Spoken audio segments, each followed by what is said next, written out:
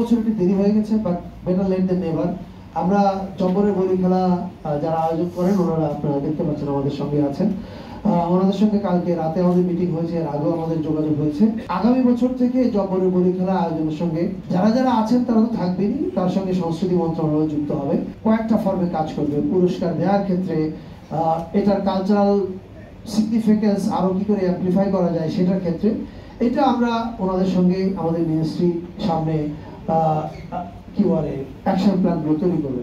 ফলে আমরা এটুকু বলতে পারি যে জব্বরের বলি খেলা এখন থেকে আমাদের সংস্কৃতি মন্ত্রণালয় মানে বাংলাদেশে কালচারাল হেরিটেজের একটা ইম্পর্টেন্ট জিনিস হিসেবে আমাদের ক্যালেন্ডারের মধ্যে আমরা অন্তর্ভুক্ত করার সিদ্ধান্ত নিয়েছি। একনল হ্যান্ড ওয়াশ 100% প্যারাবেন ফ্রি, তাই নিরাপদ হাতের জন্য আস্থা রাখুন একনলে।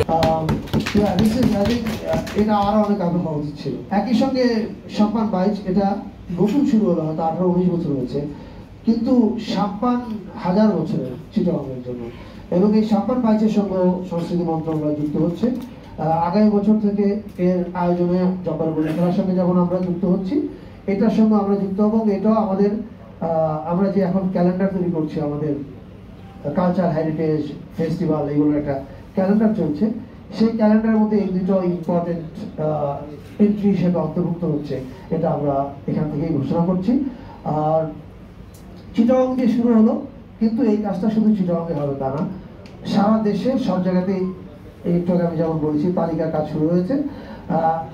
আমরা মনে করি এই কাজগুলো আমরা করে দিয়ে যাব, এবং আমরা জানি আমরা অনেক লম্বা সময়ের জন্য আসিনি, কিন্তু এই কাজগুলো পরবর্তীতে যারা গণতান্ত্রিকভাবে নির্বাচিত হয়ে সরকার পরিচালনার দায়িত্বে আসবেন, আমার স্থির বিশ্বাস তারা এই কাজগুলো কন্টিনিউ করবেন, কারণ ভালো কাজ কেউ থামাতে চায় না। সো আমি নিশ্চিত তারা এটা কন্টিনিউ করবেন।